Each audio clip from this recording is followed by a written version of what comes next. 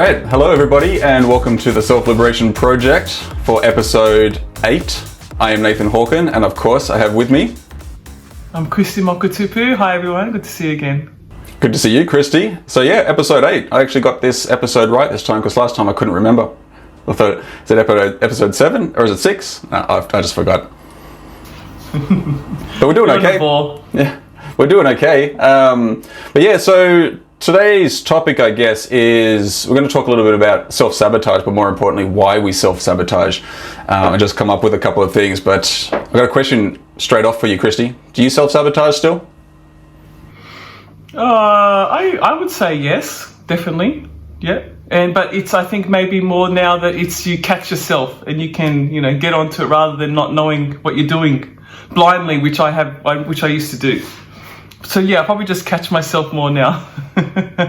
Same as well. I think I had a conversation recently with someone, and I'm just doing like a little bit of kind of light work with her, and she watched a couple of the videos, I think even a couple of our episodes, and one thing she said is like, it was good to see that even people like yourself still get in your own way or still self-sabotage. And I think that's part of the challenge, is like, we think that we can do some work on ourselves and we can ease self-sabotage or release or let go of some of the things which are stopping us, but we still do it. Like, we're not infallible. We're still going to be self-sabotaging from time to time. We're still going to be getting in our way, but what you said is really right. It's like, we've got an awareness around it now. And when you're aware of these things, you've made the unconscious conscious. It means, well, I can actually do something to make sure I'm not doing it as often, as hard. I'm not beating myself up about it, or whatever it may be. It makes life that little bit easier when you're just more aware of it. Yeah, that's right. And I think also it comes down to accountability and whether things are done to you or whether it's your fault. It's just taking ownership of everything and just realizing I've got to change the situation. So self-sabotage for me also is just looking at myself and, not in a negative way, but just taking accountability for everything and saying, okay, what are we doing next? How are we getting out of this? Yeah.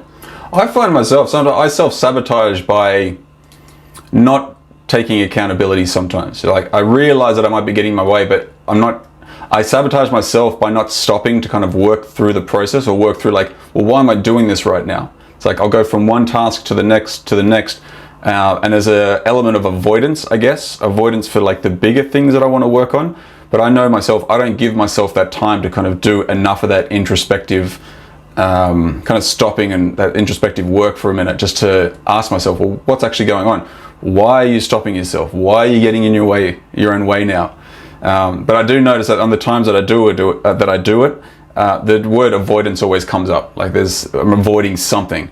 And I think any conversation I've had around people, around self-sabotage, getting in your own way, talking about what's really stopping them, there's an avoidance there for something. I mean, I don't know if it's the same with you, but have you ever noticed, like, if you are self-sabotaging, you realize that there's something that you might be avoiding, or there's an emotion that you might be avoiding, or something like that? Yeah, definitely. I mean, I definitely do that a lot. Sometimes it's, I think I'm not ready for things. Sometimes I need more healing. And, and then sometimes I've just got to snap out of it and get back onto things. So, yeah, it's just kind of knowing, what to do about it and not being so harsh on myself, if anything. Yeah. It's like all our conversations come back to, like, not being so hard on yourself. Give yourself a break. Yes. Like, no matter what you're doing, if you're doing really well, if you're screwing up, just got to be easier on yourself so you can actually figure out whatever it is that you need to figure out. Which I think that's where avoidance really comes into it as well. Because it is hard work to really confront your own demons, confront what you may seem as, what would you call it?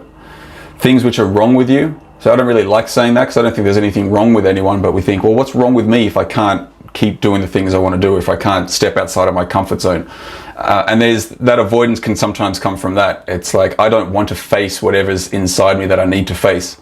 Like, even though I know I need to face it, but I don't want to, I'm going to avoid it, so I'll go do something else, whatever that may be. I find that particular with like addiction or like drugs, alcohol, whether it be games, sex, whatever it might be, but that's also part of a big avoidance. We may not think of it at the time, but there's something missing, or there's something that we don't want to face or confront. And so we use these things as a tool so we don't have to. So we can just get numb for a while, or we can just focus on other things. And I know it's like with myself. So I still like playing like video games sometimes. And sometimes I notice those times where I play them for fun and I play them for avoidance.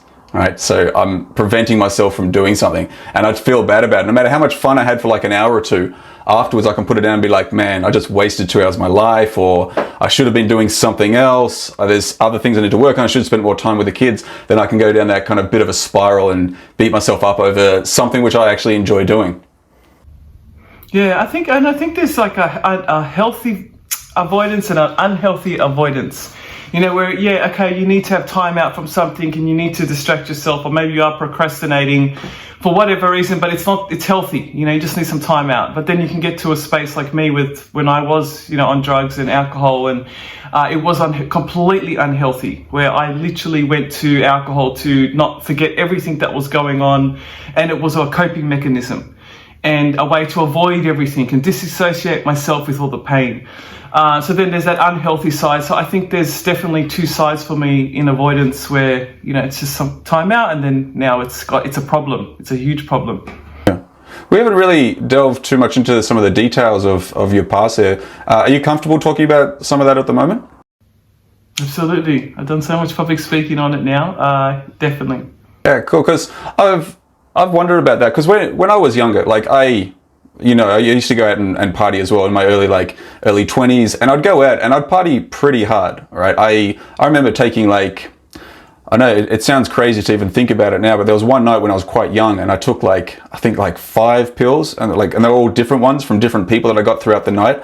And at the time I thought it was a good thing. I was like, yeah, I had 5 different pills one night. And looking back, I was like, that's some of the stupidest shit, because one of them could have been filled with anything, right? But I didn't really care.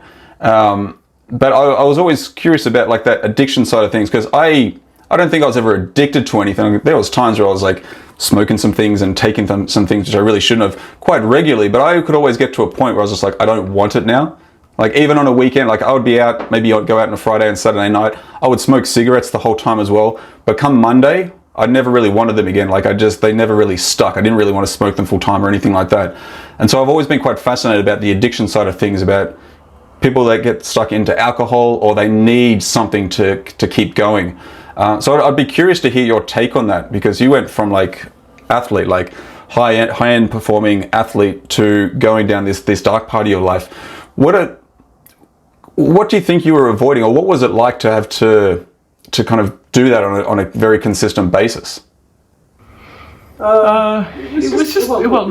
partying. So really, it was only in my last, couple years of a certain time of my life where I started probably, going down. It's probably a year of my life where it was partying throughout my 20s. I was smoking and I was drinking and drugs occasionally at parties. And then later on, alcohol. The last year of my relationship, it was every night to knock myself out. So I couldn't remember. I didn't want to think about everything. But cigarettes was there as well all the time. So it was partying. But then, the hardest time of my life in that year, when I hit rock bottom, that's when it went from this thing's going to help me to forget everything. And so it turned into something where it was a coping mechanism, and it was, yes, to forget. You don't want to think about anything, and so it took you into another place where you don't have to think about it. But as we all know, with anything, drugs or alcohol, it's going to come back. You're going to get sober and you're going to think about it, and then once again it's there. It's just this vicious circle of trying to cope with this pain, this trauma, these memories, and trying to forget about them. And how do I get these memories and these experiences that are so painful, and how do I squash them or forget about them? So for me, it came to, okay, well, I've been partying with these things that were fun, but they also made me go into another space where I didn't think of anything else. So now I'm going to use what I used to use for fun and do it to help me cope with this incredible pain that I was going through. So at one stage it switched, and then once it switched, then I went fast. I went downhill very fast, rock bottom. It's such just two ends of the spectrum, right? It's for fun and then suddenly covering up pain. And I think the question always comes up, because I even when I look back at my own partying, I realize that there's a big avoidance from dealing with life in general. Not that my life was hard, but my parents never they had their own issues, and I know there was part of myself which was avoiding that. you know, through like self-destruction in that respect. But yeah, it's quite interesting how it goes from like, you think it's fun, and then when it becomes a coping mechanism, the pain is very clear, and it's something, it's like, I don't want to feel this, right? Rather than thinking, well, what do I need to do to kind of let go of the pain or release it? One question I have for you in relation to that is, what about the physical aspect of it, like the next day? So for me, like, I don't like drinking that much in general. One of the reasons for that is how I feel the next day, and which wasn't really a problem when I was younger. It is more so these days, but like, always curious about alcoholism and having to drink every day, but then feeling the physical effects of the alcohol, like through a hangover or something like that, and then being able to show up the next day or the next night, and the next night after that, and the next night, and continue the process. How did you deal with that? But when I was drinking every night, that was a 6-month process of time, of going downhill. So it wasn't before that, but in that time, it was, I would still function throughout the day. I was just one of those functioning people, and then at night time, it would just be night time at like 6 p.m. or after dinner, and then it would be like, that's my turn. It was like my time. After, you know, running the household and being mum and doing all that throughout the day, and then as soon as it hit after dinner, I was like, okay, everyone get lost. It's my turn, and it's my turn. Like, so when you're busy during the day, it's great. But then at night time, that's, I suppose, when the demons come. So that's when you want to switch off to things. But I would just cope. Like, I would have wine, and I would just get up the next morning early and just keep going. So I was just functioning, a functioning alcoholic. Functioning, highly functioning. Yeah, a while ago when I was selling like phone lines for a company in Canberra, I remember I went to there was a government funded place which provides like syringes and a clean equipment for people who are addicted to, say, heroin and injectables and things like that. And I was speaking to one of the ladies there, and she was telling me about the high functioning executives which were addicted to heroin. So same type of thing. They would shoot up on a day-to-day basis. They'd get their clean syringes from this place, they'd shoot up, and then they could function quite easily the next day in a high-end executive position, all right? But there's still like a big avoidance there. There's still something obviously that they were struggling with because they needed the heroin to get through every day. So I always just found that quite fascinating, how you can handle like the physical aspects of it the next day by showing up. Because if that was doing something like that, if I was to go out and get shit-faced tonight, I wouldn't be able to front up the next day. It'd be too hard. Like, I'm probably getting too old for it now, but that physical aspect has always been something which is quite challenging for me. I was always curious about how that actually worked, or I'd say, or didn't really work. For me, it was only alcohol, like wine. If you have wine or something, you can get up. But if you add drugs to it, if there was cocaine involved or anything like that, nah. There's no way I'd be up in functioning normal. If there was when there was drugs there. So, and that wasn't every night, no way. That was, you know, on weekends and things. So, no way. It's just, I don't know how people would get up and function. Because you can't sleep the next day when you're having cocaine and things like that. So, it's not something you can. Maybe some people can, but no, I don't think so. Yeah, I find it interesting how this is related, because sometimes we think of like addiction, drug addiction, alcohol addiction could be quite different to like standard self-sabotage techniques or tactics that people do on a day-to-day basis, but they're very much related. It's still, the underlying problem is the same. There's an avoidance. We're struggling to deal with something in our life or something with our thinking, so we go to whatever we can to avoid it. And sometimes that's even just doing what we know we shouldn't do. So whether it's sit down and watch TV when I've got like maybe a house to run or a business to build or something like that, or I want to better myself, get myself in a better financial position, but it's too difficult, so I'd rather watch TV or just go out or do something like that. It is all very much related, but we kind of put these things in a box like, oh, that's an addicted person or someone who's into drugs all the time. How is that any different to like that same type of thing where it's like you're not tapping into, or you're not trying to understand what's going on inside your own thinking to help you manage life or show up better in life in general?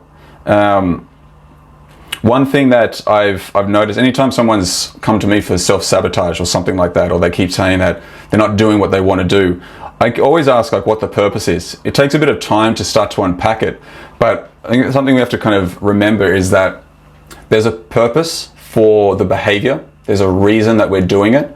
Sometimes that's avoidance. sometimes it's protection or whatever it may be, but there is always a purpose, and it's that realization of what that purpose is kind of the first steps to be able to change that. Like, did you ever have that moment in your dark days where like you kind of started to understand the reason why you're doing it, but then you started to understand that there was maybe a better way to get that purpose fulfilled in a more positive way? Well, definitely. When I hit rock bottom and I said, that's it, I need to get out of this. That's when I sought help, and I saw a counsellor for 1 to 2 years. I mean, I went from every week to every fortnight to every month. I mean, that's how bad it was for me. So, so I started seeing a counsellor, and then from seeing a counsellor, I went into Christian healing ministry, and then you start to go in to find out trauma. There's a lot of trauma. So what you realise, you stop looking at yourself as a bad person or this, failure of a human being. And you start seeing that, oh, wait a minute, I've got this trauma, or there's something here that just needs to be healed. And if you see it all around now, there's so much information now on trauma. So I feel it's okay. You can say it's okay. It's just something inside. There's probably a root cause there. You just need to heal that. So as I went through counselling, and then as I went through all this trauma healing, it was a beautiful process of realizing why I did what I did, why I do what I do, and to know that I can heal from it, I can fix it, and I can live a beautiful, full and happy life again. So I went from something really negative and embarrassing and humiliating and shameful to talk about, to now being liberated from knowing what it was. Why did I do what I did? Because I did regret it. And then getting to this liberated space. So it's trauma. A lot of it is trauma, and as we said, it's avoidance, it's self-sabotage. It's all connected in some way. And finding that root cause for me was the key to everything and my life changing. Yeah, it's incredible, right? I always think that when you're ready for it, you'll make the change. So when you're ready for it, you'll start to seek better ways of living, whatever that may be. And that's difficult, but the time will always come. Like, you'll have to sometimes hit rock bottom to finally start building yourself back up. Or something drastic will have to happen in your life which will force you to go do it. But either way, I always think it's all good. We get so caught up in our stories, our bullshit stories that we tell ourselves about being a failure, that we're the worst people in the world because of the choices that we've made. None of that's true. Like, that's just part of the story. And those stories actually are quite powerful because that's what we use to continue to self-sabotage. I've got this story about who I am and how much of a failure I am. And if I believe that about myself, then I'll keep doing this behavior, right? Because that just validates my story. And it's such shit. Like, it really is such crap.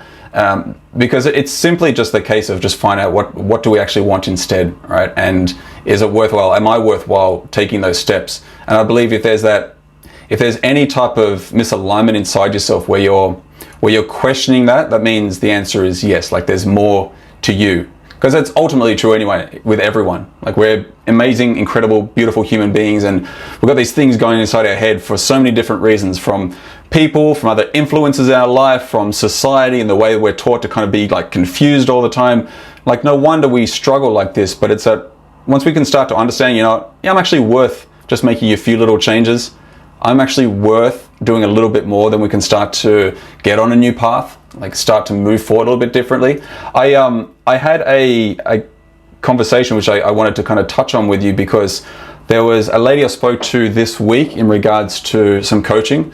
And now we spent maybe an hour or so talking, and she's in a position where she was talking about like leadership, but she keeps getting in a way. Like, she wants to get in a better position. She's been promoted to leadership positions before, but she keeps getting in her own way. And one of her beliefs was she has to work 12 hours a day to prove herself to everyone, right? And once we spoke a little bit more about how she could get herself a new job and how she could put herself out there despite how she feels about herself, because she didn't trust herself and she said she didn't love herself. One thing that actually came up during the conversation was, and I suggested this to her, and I said, look, just let me know if this is way off. But I said, what if you're not in the position you want to be? Like, what if there was something greater for yourself? Because she touched on that she wanted to feed orphans and look after kids like that, right? She said that's a true purpose. That was a word that came up. And I said, well, what if part of the reason you're feeling so bad about yourself and you don't trust yourself and you don't feel good about where you are is because you're not in the right place right now? What if there was something more for you? And she'd never even thought about that as even like a possibility. It was hard for her to grasp the idea that maybe what she needs to do with her rest of her life is like go feed orphans, go build a school somewhere in another country, all right? And it was really difficult. She gets caught up in the how. So she found out that she was self-sabotaging and using I don't love myself and I don't trust myself as an excuse from her childhood, as a way to kind of stay where she is, to feel bad about herself, to keep proving herself to everyone, and avoid actually going out and doing some more, like the bigger, more meaningful work that really gives back and contributes. So I found that really fascinating when that comes up, and it really aligns with some of the stuff that we've spoken about. Yeah, that's powerful. That's incredible. I love hearing those stories too. I think we all need to hear that, because we can get something from that as well. You know, listening to her story, you know, people will think, oh, where am I doing that in my life or something? So that's, yeah, I love those testimonies. That's so powerful. Yeah, but it's so hard. I think we've spoken about it before. We can spend hours talking about everything that's not working in our lives, but when the question comes about, well, what do you want instead? It's like crickets, because we don't spend enough time thinking about that. And I think this is part of the big challenge. We're so confused all the time, and I don't know, it's as though we're taught that we can't get what we want or whatever it may be, and we use all these things as an excuse, when all it really takes is to think, what do I actually want? As crazy or as mental as it might sound, to go build a school in Africa or something and help orphan kids, or even just start a business, you know, of work that you actually love to do, rather than work that you're just doing for someone else. The idea of actually doing that, it's like, well, you get caught up in the how, and then we use our stories like, well, I don't know how, I'm not skilled enough, I'm not smart enough. And that's exactly what this lady said. It's just like, I don't know how to do that. And I said, yeah, but did you know how to do the job before you got into the one you're in now? Did you know how to do half the things that you've done in your life until you actually did them? She's like, no. It's like, okay, cool. You figure it out as you go, all right? You just take these steps. And I think that's always like, it's one of the hardest things. It's not just thinking about what you want, but it's like, well, what's the first step I need to take? And then just doing it, no matter how you feel, right? That's so true. I mean, even now with me too, with what I'm doing, and I'm pushing the comfort zones again. When you're pushing comfort zones and you're doing things and you're going towards the next goal, which you haven't done before, there's always going to be, you've got to just quickly get past to that, how am I going to do it? Can I do it? All this thing, and just take a step. And so I've been doing that to myself recently. I was like, just do it. Just take a step and stop, you know, cut the crap. You know, just stop sitting at this space here of this uncomfortableness where you're not actually moving. And so, yeah, I think that's what I'm doing now. But yeah, it's hard when you're in that uncomfortable zone. You're doing something you've never done before. Yeah. But you just got to push through. Yeah, it is just one step. I mean, it's not about the hundreds of steps or the thousands of steps ahead. It's just that the first step that's in front of you. And then one of the questions which tends to pop up when I talk about the first step, it's like, well, what about the next step after that? I'm like, that will become very clear once you take the first one. All right. Well, what about the step after that one? Once again, once you've taken 2 steps, the third one will become very clear. All right. You just have to make a decision on it. But we get so caught up in everything that we need to do all the time that we forget, like, all it takes is just one small step. And the first step could be like creating a list of a few of the things that you want to do, or in this situation, I think the task I gave was something like, just start making a list of things that you could do to start to give back now. Because she was talking about like the big picture, open up a school in another country to help feed orphans and educate kids. That's incredible. Huge, absolutely huge, but incredible. So yeah, if you went from quit your job today and tomorrow you're going to go on that path, be very challenging, right? Because there's no comfort of the full-time job, the money it brings with as well. And so we said, all right, well, let's not worry about that now, because of course we don't have any idea how to do that. What's the first step? The first step, why don't you create a list of a few of the things where you can give back to society today? Maybe you can go to an orphanage, because this was here in Ireland. Maybe you can find an orphanage in Ireland and start giving back there. But the first step is make a list. Make a list of a few of the things that you could do today, or a day-to-day basis, or a weekly basis, that will help you begin to feel like you're living your purpose, like you're starting to feel that fulfillment. Because if we can start taking those steps, like, then we can start to like let go of the things which we're avoiding. If it's in a job that we're not really happy with right now, if you're doing those little steps today, then the bigger things that we're really struggling with become easier and easier over time, because we're starting to understand what we want, and we're starting to do something about it. Even if it takes 10 years, even if it takes 20 years, makes no difference. We're starting with something today, right? Yeah, that's right. It's well said. And I think also with making that list and everything, it's catching my thoughts. For me, it's catching my thoughts as well. Like as soon as you're going into that space which isn't feeding your goals or anything, it's just stopping, and I quickly put my mind onto something that's just inspiring me once again to move. Because if I don't snap out of that fast when I get stuck into that, oh my gosh, how am I going to do this? It's too hard. Or, and you get into that, you got to just quickly snap back into finding something and reading something or watching something that's going to put you back into that focus mode. Yeah. And I'm constantly doing that, constantly. It's the hardest step though. Yeah. Because when we're in that moment and we're feeling down or we're not feeling like we want to get up and do something, it's like, nah, I'll continue this, all right? Even though it can be an easy step if we're like, no, I'm just getting up, I'm going to go do it. But we're in those moments where we really don't feel like it becomes the hardest place. And I think it depends on how hard you want to be on yourself there. Like, I'm an advocate of being kind on yourself, but sometimes it's like, no, man, you're just telling yourself a bullshit story right now. Don't feed the story, write a new story. Just get up and do something, whatever it may be. Could be 5 minutes. All it takes is like a 5-minute walk sometimes. Get out of the house, walk for 5 minutes, get some oxygen, come back, start again, right? Break the cycle. Get out of the story. Get out of your head for a minute, because it doesn't matter how you're feeling. Just go do it. Right? That's all it takes sometimes. All it takes. That's right. And also, lately I've been a bit angry with, stuff that's happened, and I'll be like, oh, and then, so frustrated. You get that the emotions come up, and then online, like, even I'm not posting, I'm keeping up to date with everything, and I'm like, oh, and it's constantly those emotions. It's just like, bringing it down. You just got to tone it down. And then I have to go focus, this is not getting me nowhere. So it's constantly going, I want to get into solution mode. I want to get into unite mode. I want to get into happy mode. And how do I do that? And so I'm constantly as well, same thing where, things will upset me. Things do make me mad. And I'm constantly having to do the opposite or to catch myself and then put myself into a space where I'm putting myself into visual spaces and places where it's growing me, feeding me, making me positive, and snapping me into solution mode rather than victim mode, or putting you down. And because those anger or sadness, they just bring you down, and you constantly got to once again catch it and then switch it up. Yeah. I think that's a good point, and that's probably a good couple of questions where people can ask themselves when they're in that moment. I think a really powerful question to start off with is this serving me now? Is how I'm feeling, is what I'm doing, is this serving me now? And if the answer comes back no, then the question is, well, how can I get myself out of it? What's a couple of things? Because what works for you, what works for me may be very different to what works with other people. And I think this is part of the challenge, but also part of the liberation. It's like, I don't have to do what other people do. I just have to do what works for me. Right? It's not about what everyone else is doing. It's not about what everyone else tells you to do. It's about, I have the answers and I know what works for me. But the other part of the challenge is then doing it, realizing it might be hard, might be challenging, might mean that you have to kind of face something about yourself to take that first step. But it's like, well, is this serving me right now in a positive way?